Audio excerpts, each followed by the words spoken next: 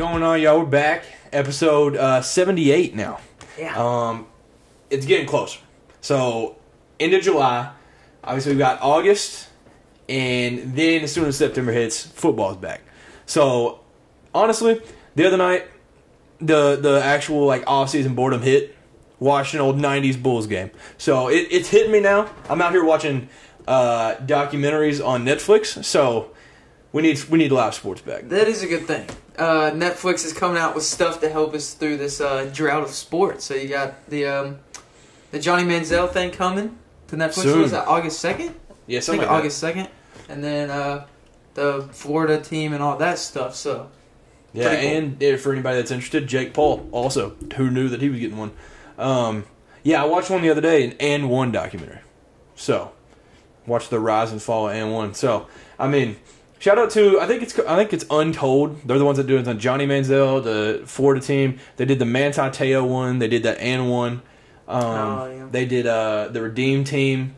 They just put up numbers right now on Netflix. So shout out to them. We'll also talk about Netflix a little later in this pod. But first off, Brian Harman wins the Open Championship. Wins it at Liverpool. So I didn't even get to watch it till Sunday, and then he was just dominating at that point anyways. So it was like, well, he just won it in dominating fashion. So he put on for the Short Kings though, 5'7". Usually you don't see that. I mean, you usually get the guys that are 6 foot, close to 6 foot, power wise, but 5'7", dude's just a dog. Yeah, shout out to Harmon. He's also a former Georgia Bulldog. Yep. So, SEC Bias podcast. So, shout out Georgia. So he's definitely got the dog in him, Yeah. no doubt. He's also a hunter, so that's cool. Like usually guys like that you don't see. They're just in the off season just killing an elk. Like you don't usually see that. Brian Harman, he's that guy. Dude. Yeah. I mean it's awesome. You love to see this guy win. Yeah. So after winning that, he is now $16.5 million richer. So he's got a bag now. So maybe he can go make a Georgia game this fall. Yeah. Show out. Or honestly, with that kind of money, he could just play. Honestly, he would be the same height as Stetson Bennett. Yeah. I mean, just take his role. 1 week scholarship. There you go. Exactly. As long as it's not, what was it? Who did they play close? Samford? Or something like that, kind of close. If they play Missouri, he shouldn't play because Missouri has Georgia's number. So, but yeah, shout out to Brian Harman. This is the coolest thing with the offseason right now. NFL uniforms. So you get honestly the Pelicans released some dope uniforms today too. So yeah. But NFL has been putting up numbers. So the NFL uniforms wave has been carrying the offseason for me.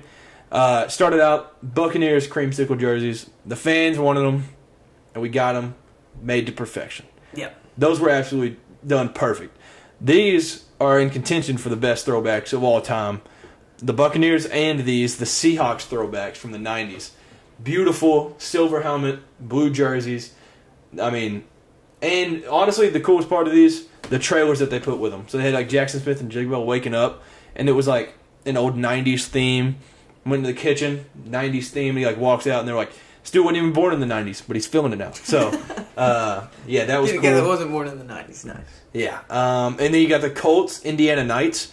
Mixed reviews on these. The black helmet, obviously, and then the blue jersey. But I like it because the iconic Colts stripes that usually go, yeah, would that even be that way? I don't know, but they turned them so that they go sideways. And a lot of people just said they looked like Duke though. But I think they're fire. All of these uniforms and helmets that we're about to go through after we go through, I don't think they missed one. Yeah. I like them all. Usually you'll find one to nitpick at every year. Not this year. No. I ain't found one yet. You also had the Vikings throwbacks that they'll be wearing versus the Buccaneers. So we'll have a throwbacks game. And then the Browns released white helmets, which at first I was I figured some old-headed Browns fans would be mad, but turns out they actually did have white helmets way back. Mm-hmm. So it's kind of like a throwback type deal, but they're so tough. I mess with them. They're so plain, but it just looks good. Just to have something different. Different, yeah, that's what it is. Different. Yeah, and so the Broncos today also went. They called them the snow-capped. So they went with the throwback logo on the white helmet. Absolutely beautiful. They knocked those out the park. Yeah. And then I put these last because they're my favorite.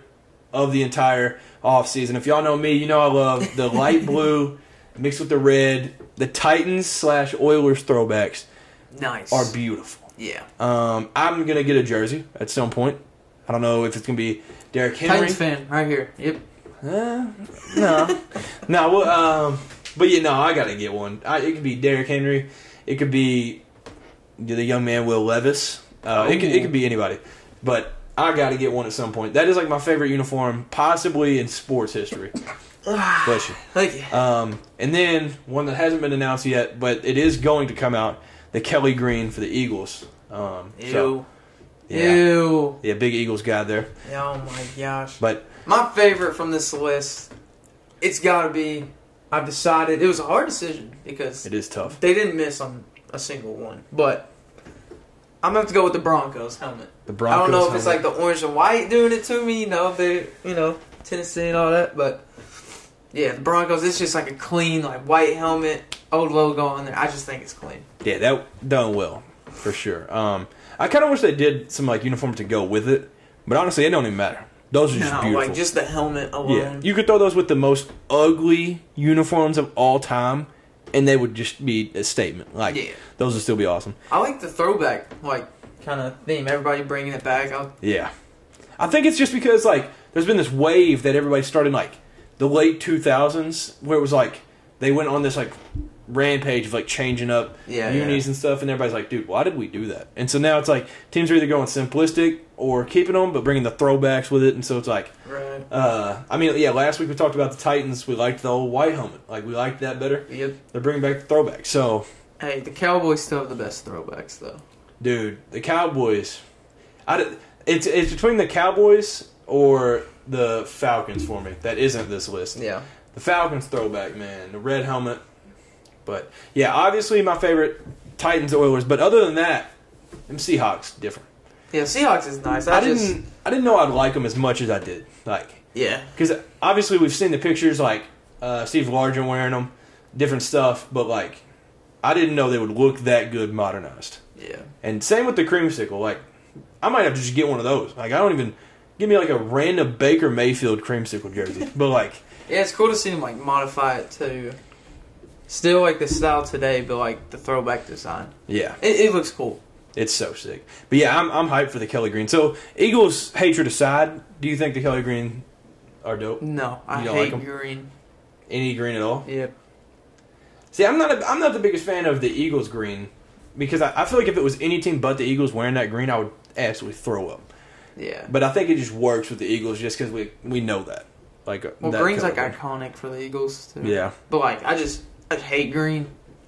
Yeah, dude, I like them Kelly Green. And I'm a huge Jalen Hurts fan, so I might just start, like, low-key, just a collection of jerseys. I might end up getting one of those.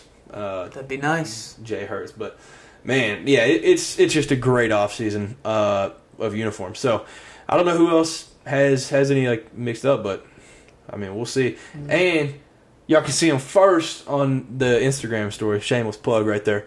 Because as soon as it happens, we post them immediately. Yeah. But yeah, no, it's going crazy. And, I mean, it felt like last year there was a million too. Because we had the Falcons. Didn't the Cowboys do something last year? Last offseason? The only thing we did the red stripe, Yeah. I think. I'm trying to remember what else there was. Oh, there was all the black helmets. The Cardinals, the Eagles.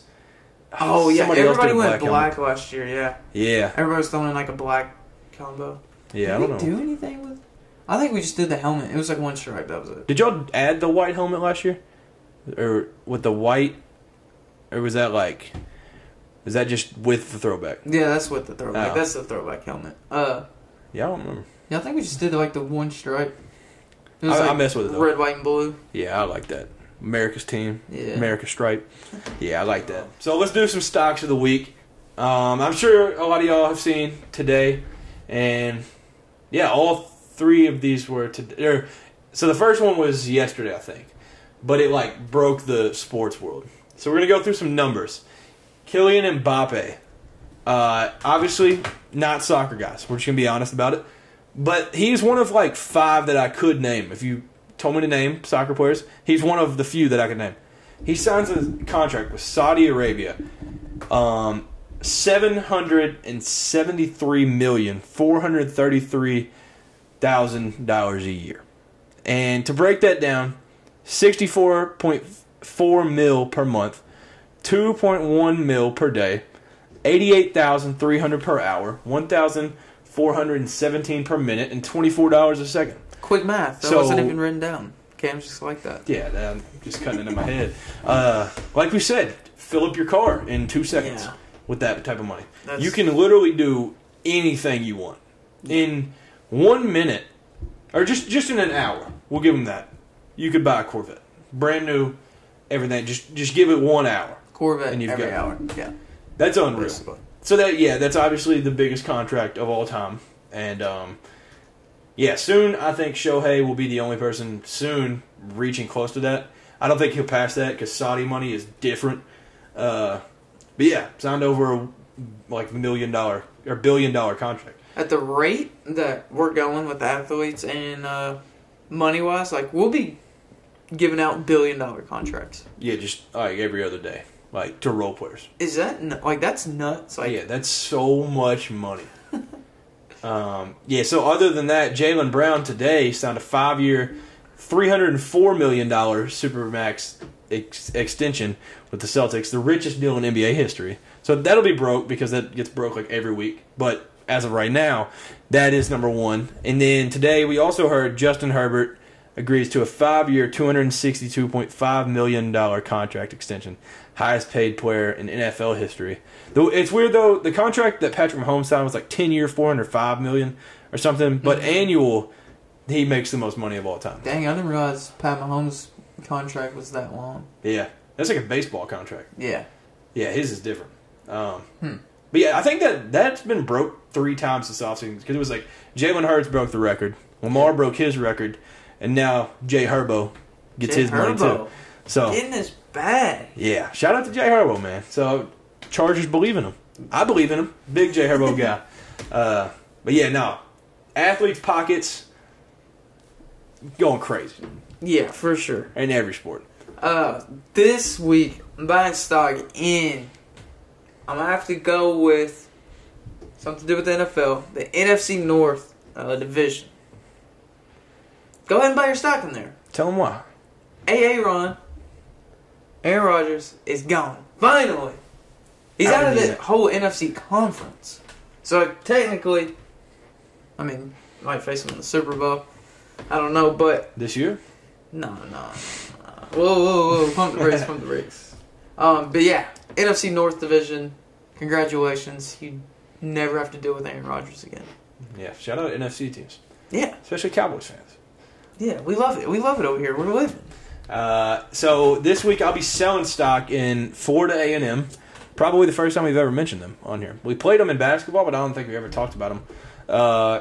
All football-related activities have been suspended after a rap music video was filmed inside the team locker room without asking. So that's an issue. That's crazy. Obviously, the coach found out by just seeing the video with a lot of profanity. I think there might have been women in the locker room after hours. So, completely understandable. I don't get it. Like, what are you thinking? Like, that just doesn't look good for the program. In the Florida A&M gear, too, so that didn't help. Like, oh my god! You were in the locker room already, and then you put the gear on with it, and then post the video. Yeah, man. I mean, yeah, I don't see how they saw that going good. Bonehead decision, but I didn't see the video. Was it a good video? Like, did they? Like, I just saw like a clip of it from like this little article I was reading. I was like, man, but yeah, that's just like trying to put their boy on though. Shout out to them. Absolutely laying it all on the line for their guy to thrive in his music career. Yeah. Yeah, maybe they're just like thinking like this music video will blow up so much that we can just quit football and we don't need NIL money. He'll just give us money. Yep. I mean, maybe that's the sacrifice they're trying to make, but yeah, it's tough. All football related activities suspended. We're literally like a month away. Yeah. From the start of college football, so yeah, it's a tough time. Yeah, for sure. I will be selling stock in also football related, so all football related in stocks this week. I'm going to go with the Giants' faith in Saquon Barkley. They signed him to a 1-year deal. Like you said, for like $11 million. Yeah. So, still a bag, $11 million, but 1-year deal. Mainly because I feel like they're afraid he's going to get hurt again. So, but Saquon Barkley's a dog. Yeah, top 5 running back, undeniable. Like in the NFL right now. I can't see like wanting to let him go. I know being injured and everything like that, but have faith in him. Like he's a great running back.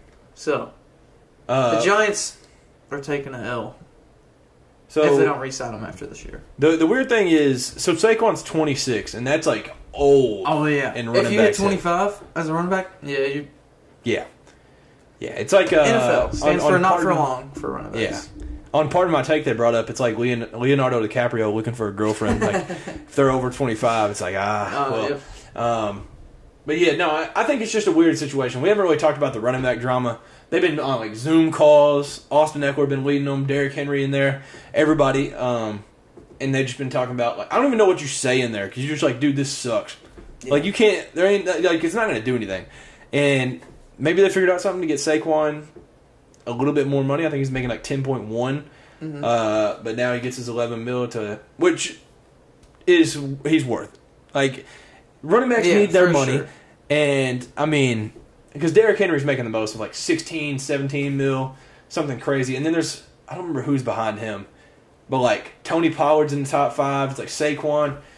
These dudes deserve more money. Like, you can't tell me, I'm pretty sure Daniel Jones is making like 30-something mil a year. Yeah. And you're telling me Saquon's worth 11? No.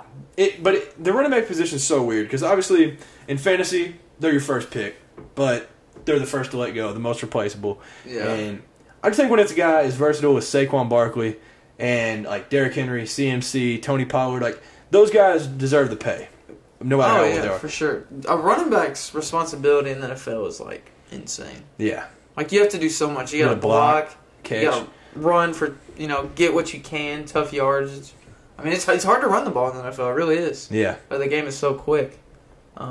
I've played in the NFL, I'll never forget it. No, it's like, you can just tell, like, a running back has to do so much, but, yeah, definitely, you'd have to pay for the backs, man. Yeah, especially now it's tough because it's not 2005 anymore. Like, you actually have to do a little bit of everything. Yeah. You're not just running the ball. I think it's a weird situation for running backs, but, I mean, they're somehow working it out to where they get paid. So, I guess we'll see where it goes from here, but there will be some more contracts, like, that he'll probably get passed and how much running backs are getting paid right now, but it's just a wild time to be running back. So we're going to do another tier list. We're going to do these probably every week till college football starts. Tier list today of college football quarterbacks. So we're doing the top 5 from every Power 5 conference, so we got 25 total. Sorry, Sam Hartman, I forgot about Notre Dame when we were making this. So, outside of him, we have everybody else. So we got these top 25. We'll see how this goes. Okay, so obviously we're going to have some that transferred or new starters. So, but we have Heisman contender, elite, good, mid, and trash. And so when I was doing this like kind of on my own, I was like, I don't know if I'll have anybody in the trash, just because it's hard to say right now. Yeah. But so we looked up on 24/7 who they rated as the top 5 quarterbacks preseason for each conference. So some of them are left off. Don't hate us for it. It was 24/7. Bash them if you have issues with it. So we'll start out. J.J. McCarthy of Michigan. You put him McCarthy. Heisman contender, elite, good. I like J.J. McCarthy. I have him in mind. I know. You got to put the Michigan aside, but I know. Yeah, team aside. No bias, anything like that. Honestly, he could go Heisman contender for me.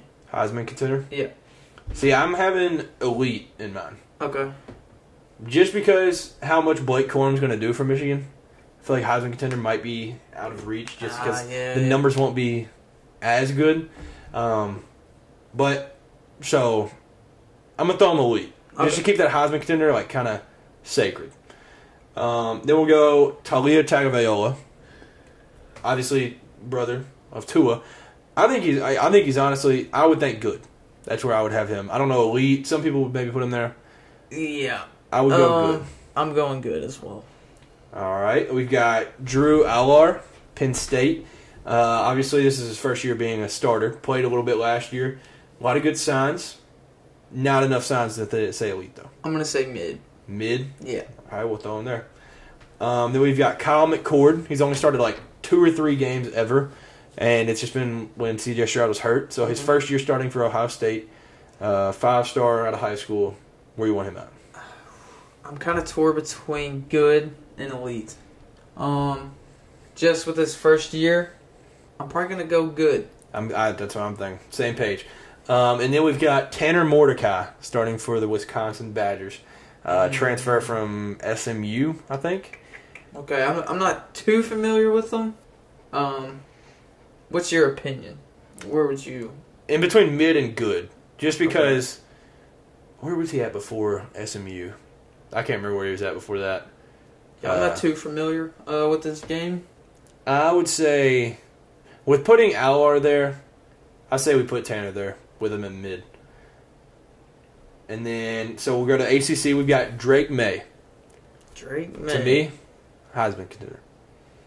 Wow, okay. I was going to go elite. There's a few on here that I already have in mind where I'm like, all right, bro. Yeah. I don't know. Okay. So you think elite or Heisman? Because I think if he's going to be the second quarterback taken, I mean, I don't know. Hey, he might. I'm gonna go Heisman. Okay. We've got Jordan Travis. He's top 5 or 6 in Heisman odds right now. But I don't know. I'm not a full believer. I love his game. Love watching him play football, but I don't know if he's complete Heisman. There yet? Yeah. I agree. Elite. Elite. All right. We've got Cade Klubnik, obviously Clemson. Know a little bit about him after playing him in the Orange Bowl. I think, honestly, Clemson looked like a completely different... They had a completely different identity once he started. Yeah. A lot of good signs. And just from like his first snaps, you could tell there's something special. I don't know... He's definitely not a Heisman contender, in my opinion. As of right now, we haven't seen enough. And he's not mid. So it's between good and elite for me. Yeah, me as well. I'm torn between the two. I'm fine with either. Yeah. I wasn't too impressed. But he got exposed by that SEC defense. Yeah. Yeah. I'll give him the benefit of the doubt, though. We'll put him in elite. Elite. All right. He better back it up. Yeah, exactly. All right, we've got NC State. So that's Brennan Armstrong, transfer from Virginia. Literally like the best Virginia football player that I can remember, but that's not saying a lot. So I'm thinking between good and mid. So you'll go good? Yeah. He's got a lot of potential, especially at NC State. Then we've got Garrett Schrader, former Mississippi State Bulldog, but at Syracuse now. And they were like 5-0, 6-0 or something when they went to Clemson and ended up losing in kind of a bullcrap game. Yeah. But he was the leader of it, so I think he's also between... Good and mid? I think he's good. I think he's good as well. I'm going good. Okay, so we're moving on to the Big 12. So we've got Jalen Daniels. So there will be both of them. Jalen Daniels on here. It's weird. Led Kansas State to a 6-0 start, or Kansas to a 6-0 start. I think he played that next game when they lost and went 6-1 when they lost to TCU, and then I think he got hurt. Oh, he got hurt in that game and didn't play till like the bowl game. So, I mean, if you go based off winning, this guy wins. Elite. Yeah. All right, and then we've got Quinn Ewers. I'm a Quinn Ewers truther. Big enjoyer. Big Quinn guy. Yeah. So, to me, he's elite. Just in my opinion. Okay. But if you I could honestly see him almost Heisman contender. Depends what he does with those tough, at Alabama. Right. Depends how he handles himself. They got some tough games. So we'll go elite. Yeah. We've got Dylan Gabriel, Oklahoma. Obviously the UCF transfer. He's just a good football player. Yeah. Where do you like him at? I'm gonna go not too high. I think I'll put him right at good. Good? Yeah. Okay. I respect it. And then we've got what is his name? Kansas State. Oh, it's on the tip of my tongue. I can't think of it. But he started when Adrian Martinez went out. And, well, he was the quarterback in the Big 12 championship when they beat TCU. Will Howard, that's his name. I'm pretty sure, like 99% sure. I don't know why that would have came to head if it's not him. But I think he's good. He's one of those guys we haven't seen enough to be elite, and I think we've seen enough to where he's not mid. Yeah. So I think he's like right above mid, just from what we've seen. Yeah, hey, watch it though, buddy. You can fall right back to mid.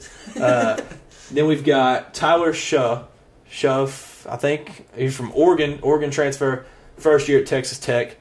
I think mid. Mid. Yeah, we haven't seen anything. His spring game highlights only show so much, and it's like, but we can't take everything from that.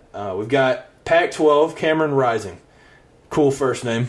And Rose Bowl versus Ohio State, obviously losing a close one, but he got hurt in that game.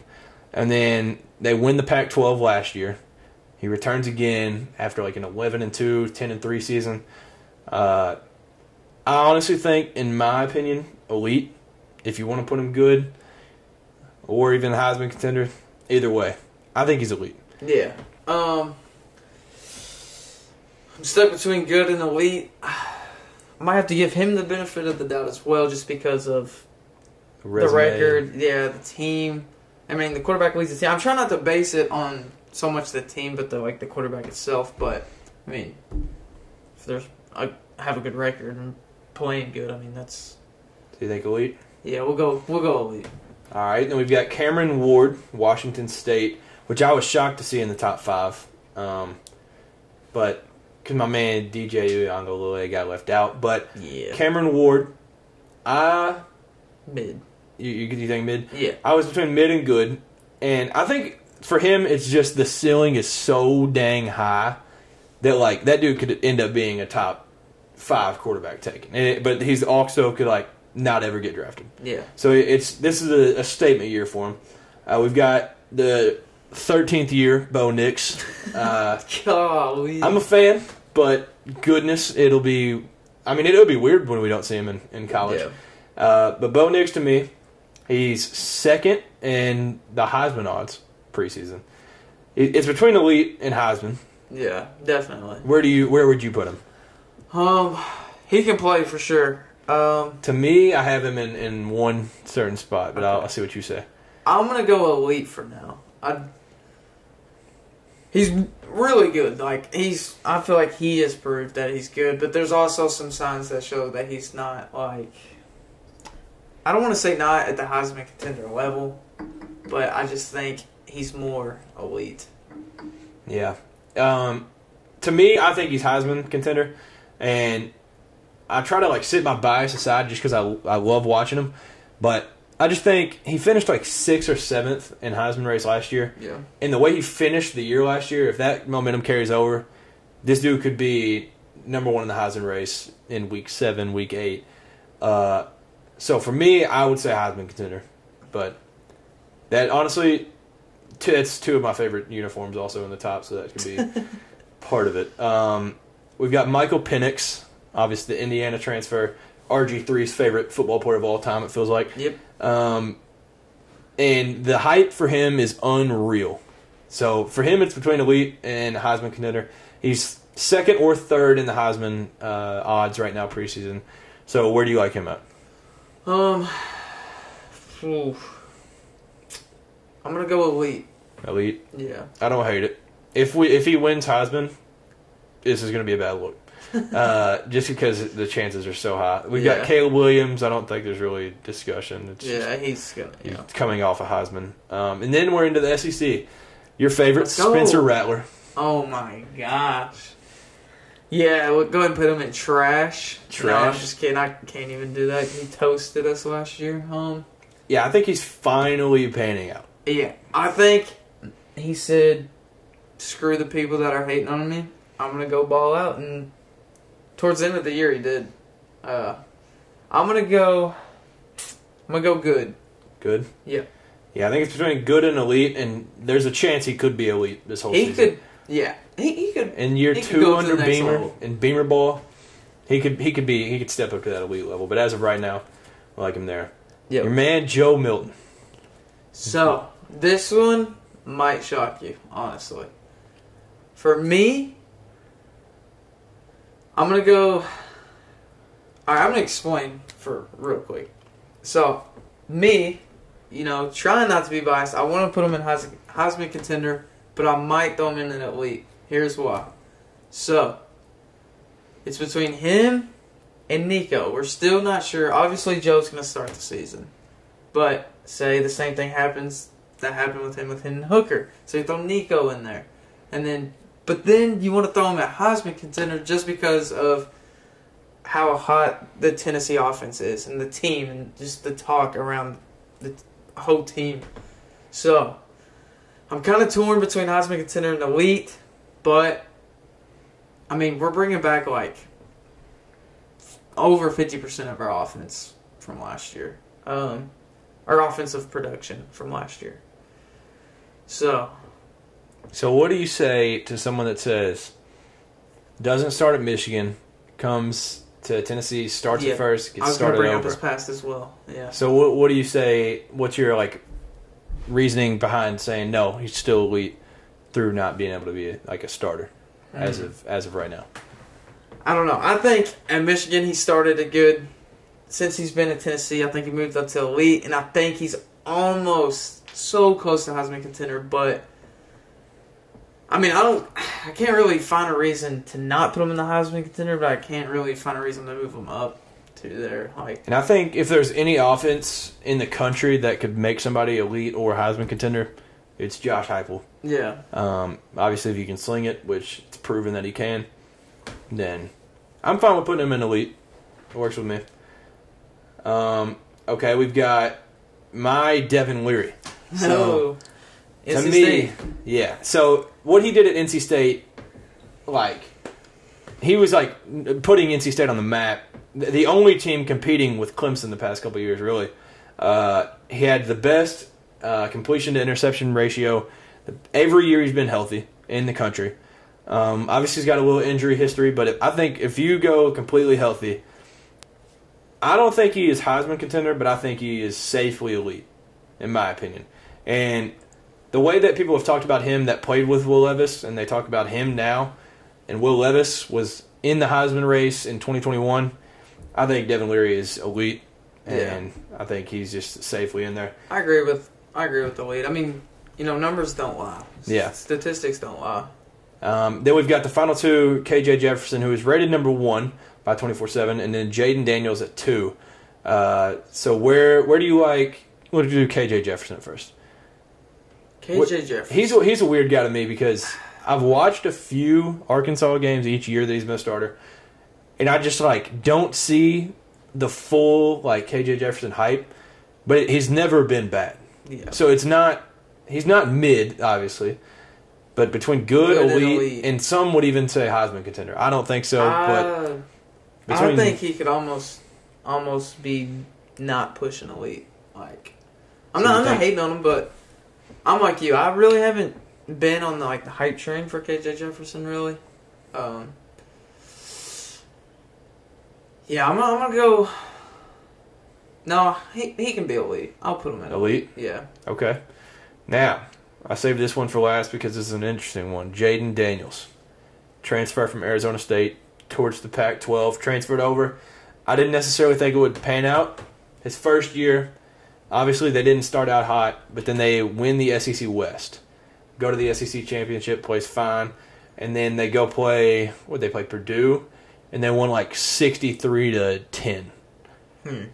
So, I'll let you start. Where would you like to see Jaden Daniels at? Where do you have him preseason? Preseason, I could go. I feel like some would even argue to the top Heisman contender. Yeah, I'm gonna put him up there. Heisman contender? I'm gonna gamble on him. See, I thought you were going to say elite, and I was going to argue Heisman contender, but we don't need to. Hey, let's go. And I think it's partially because just his potential, obviously, right. Which I hate to just stress potential, But also, if you believe in like the social media, just hype and all the talk that goes on social media, Joe Burrow, his first year at LSU, went 11-2, 10-3, and then his second year balled out, won Heisman, and they look very similar. Right. So, if you believe in all that, then it looks like he could at least have a chance. And I just think the way that he ended last season is just on the highest note possible, and I'm excited to see what he does. So we've got the 4 in the Heisman contender right now, Cameron and Cade podcast. We've got Drake May, Bo Nix, Caleb Williams, and our man, Jaden Daniels. So we've got 1 SEC, 2 Pac-12, and 1 ACC. So no Big Ten. Nice. No Big Ten. J.J. McCarthy's the only one that's close for us, but it's partially because the other big schools, the other big schools do have new starters. So, that is one case of it. But yeah, so let us know what you all would change on that. Hopefully, Joe Milton will be up there in the Heisman contender. That would be something. But the people hate the team in orange, so. I thought you were going to just say Heisman contender and then move on. I thought you were just going to I was just quick. Heisman, go ahead. Who next? Yeah. That's what I thought you were going to do. I was trying not to be biased, but I mean, it's obvious what I'm with. But yeah. I'm excited to see Joe Milton, though. Just because, like, all the offseason hate and loving of him, like, what's his name? Is it what the dude with the SEC, Jordan, whatever his name is. But when he said Joe Milton is by far, without a doubt, the most talented quarterback in the country. So yeah, I mean it's high praise. But then there's also the people that are like, he's never started. Why is he talented? I think he has the best arm in college football. There's a like argument for the best arm in college football history. Like he legit throws it over 90 yards. Nobody does. That's not normal. Yeah, that's crazy. Somebody's got to let him know that's not normal at all. And he's got alien. A robot arm. Yeah. So yeah, we'll do this real quick. So college football edits on Instagram, and all college football did like a collab. Shout out to them. They did player overalls. So going into the season, obviously all the Madden overalls are coming out. First of all, we've got Caleb Williams, 99. So we'll do agree or disagree. Starting out 99 preseason. I mean, yeah, he just won Heisman. Yeah, 98, 99 overall, probably. Makes sense. Then we've got Marvin Harrison Jr., 99. Wow. So there also is those draft scouts that were going to watch Jackson Smith and Jigba last year, and they were like looking at Marvin Harrison Jr. as like looking at a Ferrari that doesn't come out until next year, and you want it so bad, but you can't get it. So they're saying better. Yeah, and he had a decent dad in the NFL. Yeah, decent, but I mean, okay. So I'll do. I agree with the Caleb Williams. Yeah. If you're just talking best player in college football. Yeah. So what do you think? Agree or disagree with Marvin Harrison? Yeah, that's fun. I'll go agree. There's nothing you can't really do. Yeah. Brock Bowers, 98. Yeah, that dude's nuts. Yeah. For real. So are you going to agree with 98? Yeah, I'll agree. Just because dude's a tank. Like, he reminds me of, like... Gronk. Literally. The faster. Like, it's nuts. For me, disagree. He needs to be higher. I think if you're going to put Marvin Harrison... There has not been a draft prospect like Brock Bowers since Gronk. Yeah. And so I just think, true. How is he not a 99 if he can do every possible thing in college football and he's the best at it? So, for me, which 98 is not any disrespect at all, but I think he's a 99. Yeah. Then we've got Blake Corum, 97. He was obviously in the Heisman race for Michigan early on last year, then got hurt. So, for me, I'll go agree. I wouldn't hate it if he was 98, one higher, or 96, 95. I was about to say, I'm kind of feeling like he could be a little bit lower, like a 95-ish. But yeah, I mean... Yeah, I think it's a lot. For the most part, I agree. There's a lot of unknown, too, with him coming back from an injury. Exactly. Then we've got Drake May, 97. Yeah. See, yeah, I agree with that. That one is also just He's obviously going to be second, maybe third quarterback drafted. Mm-hmm. And the potential is unreal with him. So 97, fine with me. Kool-Aid McKinstry, the first defensive guy, 95. Wow. I like that one. I'm I going to like agree. that a lot. And yeah, so that one's as if college football was out right now, what he thinks they would be. Or what those guys think they would be. So yeah, shout out to them. Go follow them. And then also, we did this last year, right before the season. So College Football Talks and AMP College Football did College Football's Hot Takes preseason. So I Let's need hear 'em. also on this, yes or no. USC has a disappointing season and loses 3 games. Caleb Williams doesn't even make the Heisman ceremony. No. No. Watching a game at home is significantly better than the at stadium experience. No. Yeah, see, that's ridiculous. That's crazy. That's horrible. That's such a bad hot take. This one's bold. This is the last year of Ryan Day. They lose to Michigan again, and he gets fired. Oh, 2 losses to Michigan. Yeah, Well, it'd be his definitely on third. Is it? Oh, it would be third. Yeah, 3 straight. Wow. Yeah, dude. Yeah. Out of town. Yeah, see ya. Kick rocks, Ryan. Nicholas Singleton will have an insane season and shatters all of Saquon Barkley's records at Penn State. So that's the first part of the question. Okay. Yes or no on that? That's Shatters. some numbers. Shatters? No. Yeah. Yeah, I think no. on Define that. shatter. So, makes the Heisman ceremony. Makes. Ooh. There is always one guy that's least expected preseason that ends up Yeah. making it. I don't know if it's him, though, if I'm just being honest. Yeah. And if I don't think he's going to be close to Saquon's records, I really don't think they're going to see him as a Heisman contender. So I'm going to say no. And we've got cheering for your conference against other conferences is dumb and a loser mentality. No. No. SEC all the way. Yeah, SEC. Duke upsets Clemson in week 1 and has their first 10-win season since 2013. No. I can't remember their coach's name, but they did look nice last year. I don't know where that game's at, but I'm also going to say no. Beating Clemson is that's another That's step. bold. Yeah, that's another step that Duke would have to take in a few years. Yeah. Spencer Rattler finally proves that he is that guy and has a Heisman-worthy season. Boy, I hope not. But I'm going to say yes. Yes. As much as I hate it. All right. Everybody on earth agrees with this. It ain't even a hot take. NIL is not killing college football. Realignment isn't killing college football. It's all the commercials that's killing it. A game should not be 4+ hours. What? Yeah. So, I'm going to say yes. Have less commercials. Simple. Oh, Like, I heard they're it. saying I heard like- it wrong. Yeah. Okay. So NIL and realignment is not what's killing it. It's the games being so long because they got to fit so many commercials. Yeah. Yes. Yeah, I agree with that one. I Texas. Totally misheard that. Texas is finally back. They upset Alabama and make the playoffs. If any year, this year, yes. Yeah.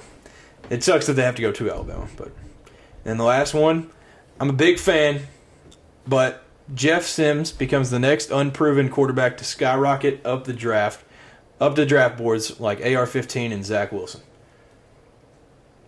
Obviously, it was Georgia Tech, now Nebraska. I am saying yes, Matt Rule. I'm a huge fan of Matt Rule.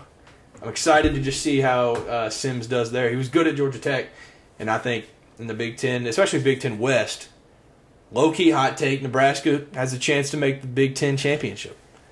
Yeah. If that happens, yeah, we'll go, yeah. Yeah, if only they still had Dakotas Crawford, because he's at Louisiana Tech now. Otis Crawford. Yeah, so we'll wrap up the show here a little bit. I talked to you about it. I kind of stole this idea from Pardon My Take. They do like reviews on their podcast. If y'all don't watch them, check them out. Funniest sports podcast, second to this one. And but they do like reviews. So Quarterback just came out, Netflix series. Nice. So season 1 came out. Kirk Cousins, Marcus Mariota, and Patrick Mahomes. Excited Unreal. about all those besides Kirk Cousins.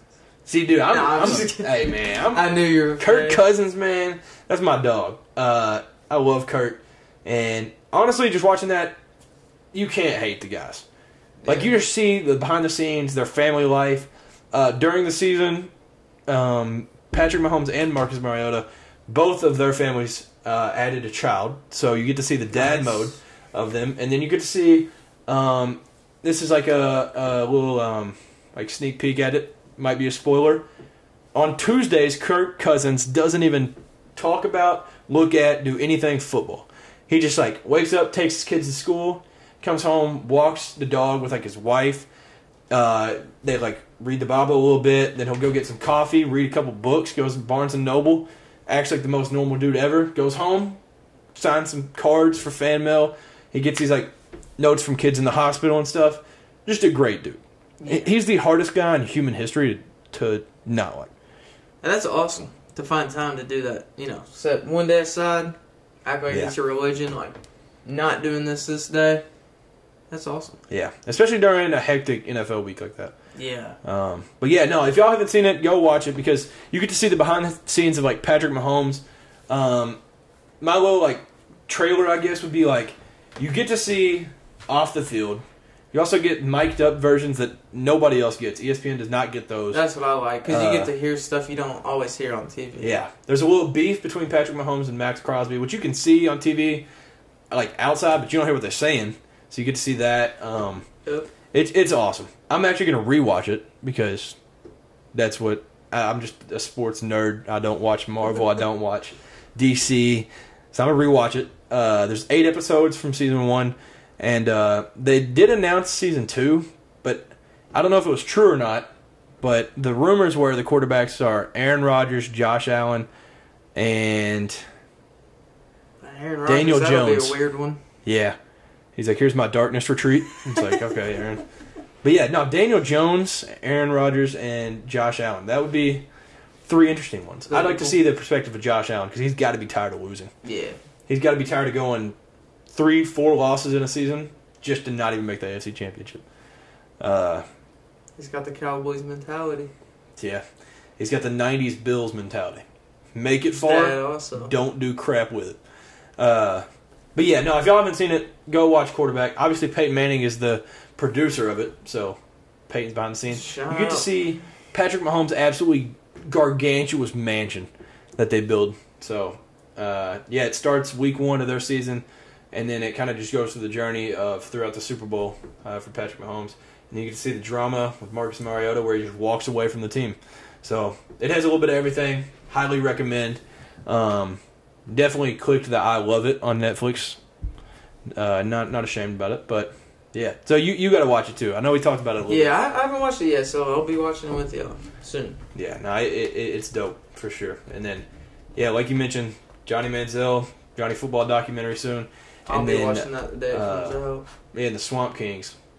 So, man, yeah, shout out to documentaries for the offseason because these are lit. But yeah, I guess that'll just about do it for the episode. You got any last things? As always, Ball Nation, the season's almost here. Let's get wild. Shout out to some games. For that team right there, for the sake of all the fans, from all the fans, screw the Brewers. Yeah, besides Jesse Winker. Yeah. Only exception. Jesse Winker and Jordan. The Brewers are terrible. Got a number. Got the Reds' number. I wonder if we won tonight. Real quick, we'll check. Yeah, lost last night, but almost you could have almost sold stock in the Brewers' management because Elly De La Cruz was first at bat last night. He hit a ball. It was going out, got robbed. So they throw up on the screen, Elly De La Cruz, first at bat, hits a home run, ... Oh, almost. Yeah, that was... Then he hits a 456 absolute nuke. Dead center, hits it over the Toyota truck. Yeah. I thought he was going to win the truck, but, whatever. He just hit it over it. That's the biggest flex ever. I don't even want the truck. I'll just hit it over it. It's just his target. Yeah. So what's the update on tonight? Yeah, so the Reds won tonight 4-3. W. That's like the first time it's felt like we beat the Brewers the whole season. Yeah, so we're a half game behind now. Yeah. Hey, the Braves did us a favor. Shout out to the Braves because they beat the Brewers in their series, so it kind of cut it a little bit back as we swept the Diamondbacks casually. And the Diamondbacks are a good team, so Yeah, the Reds. It's been this little up and down, but it's up right now. So hopefully it stays that way. But yeah, I guess that's just about it for me. That's all I got. Yeah, it'll be a new tier list next week that we'll do. Go follow the Instagram. Go follow the TikTok. Both Cameron and Cade podcast. Leave a comment. Leave a like. Subscribe. Y'all know what to do. And college football soon. So thank you all. Have a great rest of the week. Enjoy and peace. Peace.